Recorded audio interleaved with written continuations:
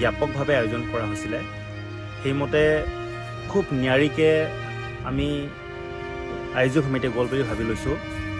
অসমৰ বিভিন্ন প্ৰান্তৰ পৰা শিল্পীজনক ভাল পোৱা অনুৰাগী শুভাকাংক্ষী শিল্পীজনাৰ চোতালত পদধূলি পেলালেহি।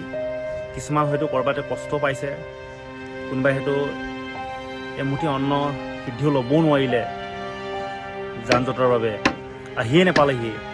ৰাতি 9টা 10টালৈকে অনুৰাগী আৰু শুভাকাংক্ষীসকলৰ আমি ইয়াত ভিৰ দেখিলোঁ। আমি এই ক্ষেত্ৰত ক'ৰবাত যদি খুটি নাটি থাকিও গৈছে মাৰ্জনা বিচাৰিছোঁ। আপোনালোকে ইমান মৰম জনালে, ইমান মৰম যাচিলে, আমি নতশিৰে আপোনালোকক সকলোকে সেৱা জনাইছোঁ, শ্ৰদ্ধা জনাইছোঁ।